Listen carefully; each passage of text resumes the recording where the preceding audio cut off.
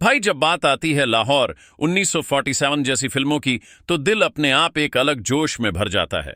और अगर उस फिल्म का नाम सुनकर सनी देओल का रिएक्शन सामने आए, तो बस समझ लीजिए, सिनेमा के पर्दे पर आग लगनी तय है दोस्तों। सनी देओल वो नाम है जो सिर्फ फिल्मी पर्दे पर नहीं, बल्कि हर देशभक्त के दिल में दर्ज है।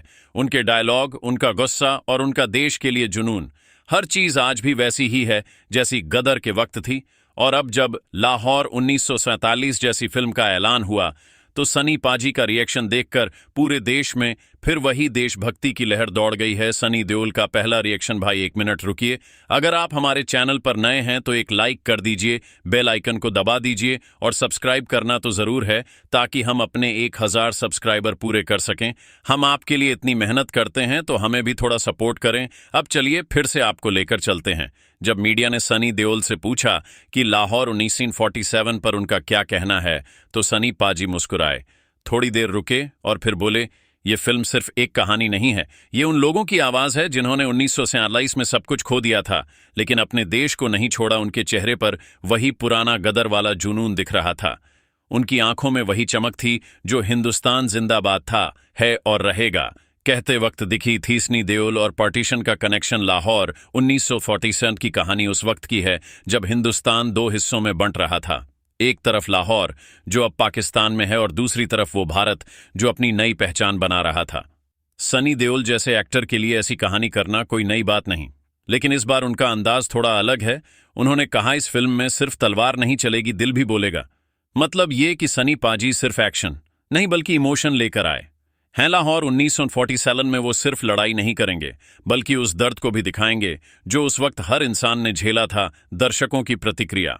जैसे ही सनी देओल का ये रिएक्शन वायरल हुआ, सोशल मीडिया पर लोग लिखने लगे, अब तो बस इंतजार है उस एक डायलॉग का जो फिर से गूंजेगा, हिंदुस्तान जिंदाबाद था, है और रहेगा। कुछ ने लिखा, अगर सनी देओल पार्टीशन की कहानी लेकर आए हैं तो पाकिस्तान भी सन्न रह जाएगा। लोगों में जो जोश है वो इस बात का सबूत है कि सनी देओल और पार्टीशन, ये कॉम्बिनेशन खुद में एक धमाका है। सनी देओल का स्टाइल और उनकी इमोशनल ताकत।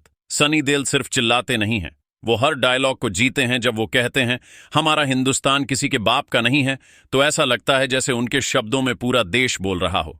अब सोचिए, लाहौर 1947 में जब वो एक भारतीय के दर्द को दिखाएंगे, जब वो सीमाओं के पार गए, अपने अपनों को याद करेंगे, तो वो सीन कितना भारी और दिल छू लेने वाला होगा। उन्होंने एक इंटरव्यू में कहा था, 1947 का बंटवारा सिर्फ नक्शे का नहीं था, वो इंसानियत का बंटवारा था।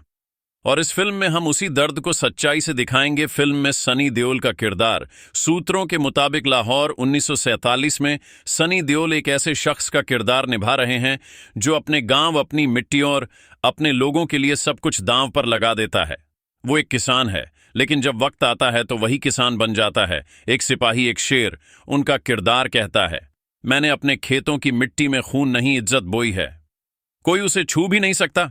बस यही सनी देओल का असली अंदाज है, दिल से देशभक्त और कर्म से योद्धा। सनी देओल का शांत मगर मजबूत जवाब। कुछ लोगों ने पूछा, क्या लाहौर 1947 भी गदर जैसी फिल्म होगी?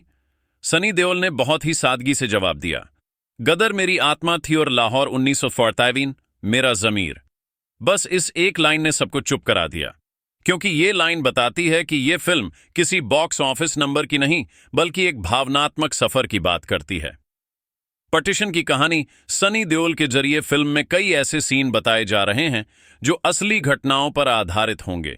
सनी पाजी खुद बोले, मैं चाहता हूं कि नई पीढ़ी जाने कि आज जो आजादी हमारे पास है वो कितने बलिदानों से मिली है। उनके इन शब्दों ने हर किसी के दिल में एक टीस जगा दी, क्योंकि पार्टीशन सिर्फ इतिहास की तारीख नहीं थी, वो हर इंसान का दर्द थी। सनी देओल का देश के लिए प्यार। सनी देओल का रिएक्शन सुनकर यह तो साफ है कि वो इस फिल्म को सिर्फ एक्टिंग के लिए नहीं, बल्कि अपने दिल के बहुत करीब मानते हैं।